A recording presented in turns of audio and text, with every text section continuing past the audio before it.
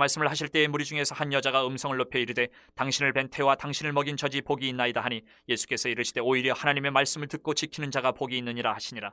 무리가 모였을 때에 예수께서 말씀하시되 이 세대는 악한 세대라 표적을 구하되 요나의 표적밖에는 보일 표적이 없나니 요나가 니느웨 사람들에게 표적이 됨과 같이 인자도 이 세대에 그러하리라. 심판때에 남방 여왕이 일어나 이 세대 사람을 정죄하리니 이는 그가 솔로몬의 지혜로운 말을 들으려고 땅끝에서 왔음이거니와 솔로몬보다 더 큰 이가 여기 있으며 심판때에 니느웨 사람들이 일어나 이 세대 사람을 정죄하리니 이는 그들이 요나의 전도를 듣고 회개하였음이거니와 요나보다 더 큰 이가 여기 있느니라. 누구든지 등불을 켜서 움속에나 말 아래에 두지 아니하고 등경 위에 두나니 이는 들어가는 자로 그 빛을 보게 하려 함이라. 내 몸의 등불은 눈이라. 내 눈이 성하면 온몸이 밝을 것이요 만일 나쁘면 내 몸도 어두우리라. 그러므로 내 속에 있는 빛이 어둡지 아니한가 보라. 내 온몸이 밝아 조금도 어두운 데가 없으면 등불의 빛이 너를 비출 때와 같이 온전히 밝으리라 하시니라. 이 세상은 죄로 인해서 어둠 가운데 있다라고 우리들은 이렇게 흔히 표현을 합니다. 그런데 교회도 그 어두운 세상의 영향을 받아서 예수님 또 예수님의 복음에 대해서 오해를 하는 경우들이 있어서 그리스도인들의 신앙생활이 많이 혼란을 겪고 있을 때가 많습니다. 그래서 오늘 본문을 통해서 우리가 볼 것은 신앙생활의 정답, 정석은 무엇일까? 이것을 우리가 한번 살펴보려고 합니다. 오늘은 답을 먼저 드리고 시작할 거예요. 여러분, 신앙생활의 정석이 뭡니까? 정답이 뭡니까? 예수 그리스도입니다. 예수님이 정답입니다. 한번 살펴보겠습니다. 정답이신 예수님의 말씀에 대한 경청과 순종이 있어야 신앙생활이 바르게 섭니다. 오늘 27절, 28절을 보면 한 여인이 예수님 앞에 나와서 예수님을 낳은 그 어머니가 복이 있다고 칭송을 했어요.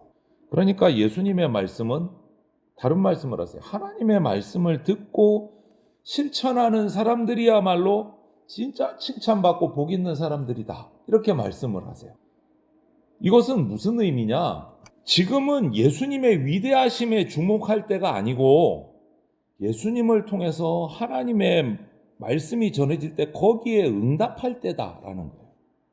다시 다른 말로 말하면 예수님의 가르침에 와 대단하다 감탄할 때가 아니고 거기에 그치면 안 되고 그 가르침에 구체적으로 삶으로 응답해야 된다라고 말씀하시는 거예요. 그냥 하나님 말씀 읽고 듣고 설교 듣고 이러면서 와 좋아 이걸로 끝나서는 안 된다는 거예요. 삶으로 그 말씀을 순종해내야 된다라는 거예요. 그게 신앙생활의 정석이다. 놀랍고 아름다우신 예수님을 찬송하는 거 마땅합니다. 당연히 찬송해야 됩니다. 하나님 예수님을 찬양해야 됩니다. 하지만 그것으로만 끝나면 안 돼요. 우리의 반응은. 예수님을 찬양하는 것만으로 끝나면 안 되고 예수님이 우리에게 가르쳐 주신 것, 우리에게 보여주신 것, 말씀해 주신 것 하나님의 말씀대로 살아가야 되는 게 중요한 거예요. 그래서 사무엘상 15장 22절에도 우리가 너무나 잘 아는 익히 아는 말씀을 주셨잖아요. 예수님이 진짜 원하시는 게 뭡니까? 제사가 아니라 순종이다. 제사가 아니라 순종이다. 예배드린 것으로 끝나면 안 되고 그 예배드린 그 말씀을 가지고 살아내야 된다. 그게 신앙생활의 정석입니다. 예수님은 그렇게 사셨어요. 그리고 29절부터 30절을 통해서 볼 수 있는 것은 예수님만이 구원입니다. 이것을 확실히 하셔야 됩니다. 신앙생활에서. 예수님을 불신하면서 다른 표적, 헛된 표적을 구하는 세대를 악하다라고 말씀하시면서 너희들에게 보여줄 표적은 요나의 표적밖에 없다라고 말씀하셨어요. 그리고 나서 하시는 말씀이 오늘 말씀이 뭡니까? 유대 지역에서 온 요나가 이방 민족인 니느웨 사람들에게 표적으로 예수님의 복음을 전한 것처럼 지금 하나님의 아들이신 예수님이 이 땅에 오셔서 복음을 전하는 표적이 되셨다라고 요나와 예수님을 연결해서 말씀을 해요. 그리고 요나의 메시지를 듣고 여러분 회개했을 때 니느웨 사람들 그 심판을 면했잖아요. 심판을 받지 않았잖아요. 똑같아요. 예수님의 메시지를 듣고 믿을 때 심판받지 않고 하나님 나라 들어갈 수 있습니다. 그러니까 요나의 표적밖에 보여줄 수 없다. 이 말이 아주 중요한 말씀인 거예요.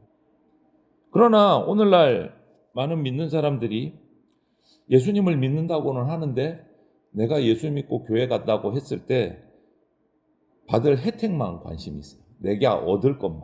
안타깝게도 그런 관심만 가지고 있을 때가 많아요. 내가 교회 열심히 다니면 교회를 통해서 내가 뭐를 받을 수 있을까? 여기에 관심이 많아요.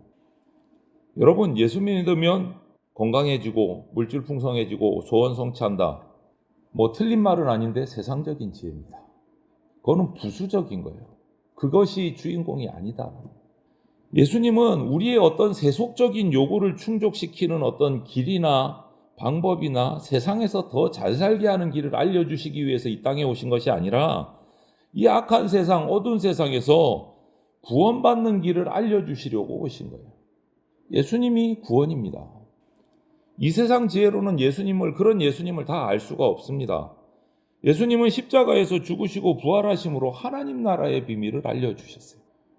그래서 우리가 믿어야 될 것, 그리고 우리가 믿고 나서 전해야 될 내용은요, 예수 그리스도의 십자가를 통하여 나타난 하나님 나라의 복음이에요. 세상에서 복 받는 방법을 전하는 게 아니에요. 오직 예수님을 믿을 때 절망, 고통, 빈곤, 이 세상에서 벗어나서 하나님 나라의 부요함과 하나님 나라의 풍성함, 자유함을 누릴 수 있게 된다는 것을 우리가 전해야 돼요. 그것이 신앙생활의 정석이에요. 예수님은 구원임을 전하는 것. 그리고 또 한 가지 31절 32절에서 보면 예수님만이 우리의 지혜가 되어 주십니다. 오늘 보면 남방여왕 얘기가 나와요. 심판때가 되면 남방여왕이 와서, 남방여왕은 열왕기 상에 나와 있습니다. 솔로몬 시대에 솔로몬의 지혜를 듣기 위해 올라온 여왕이에요. 그리고 요나 이름이 한 니느웨 사람들 얘기가 또 나와요. 이 두 개가 나와요. 그 사람들이 심판때가 되면 남방여왕과 니느웨 사람들이 일어나서 너희들 이스라엘 백성들을 정죄할 것이다. 이게 무슨 말이냐? 이들은 둘 다 이방 사람이에요. 남방 여인도 이방 사람이고 니느웨 사람도 당연히 이방 사람들이고 하나님을 알지 못했던 사람임에도 불구하고 그 당시 최고의 지혜자였던 솔로몬의 지혜를 듣기 위해 찾아왔고 요나의 전도를 듣고 회개했고 이런 사람들이란 말이에요.